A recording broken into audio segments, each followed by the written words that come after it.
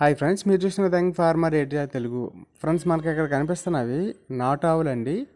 నాటు ఆవులు అంటే మనం పెంచుకునే ఆవులు కాదు. ఇవి వచ్చి రోడ్ల పైన తిరుగుతుంటాయి కదండి, మార్కెట్లు అంట రోడ్ల పైన రకరకాల మార్కెట్ వేస్ట్ తింటూ బ్రతుకుతాయి అన్నమాట.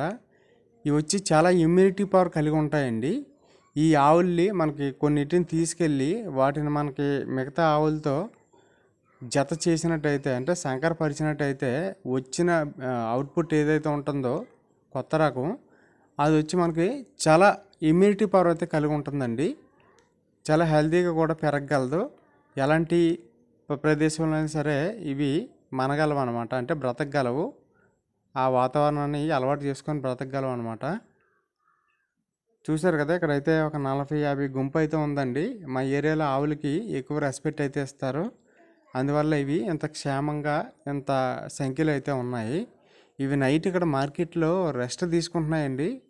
ఇవి వెళ్ళేవాళ్ళు పోయేవాళ్ళు ఏమనవు. ఇవి పక్కా చాలా సానుకూలతతో ఉంటాయి అన్నమాట. ఎందుకంటే ఇవి బయటే తిరుగుతుంటాయి, జనాలు వీటికి ఫుడ్ పెడుతూ ఉంటారు. ప్రతి షాపుకి వెళ్ళి ఇవి మామూలుగా అక్కడ నుంచుంటే వాళ్ళు ఆహారం పెడుతుంటారు అనమాట. అలాగైతే అందరూ గోమాత రక్షణ కల్పించి ఆ గోమాతలో లక్ష్మీదేవిని చూసుకుంటారు.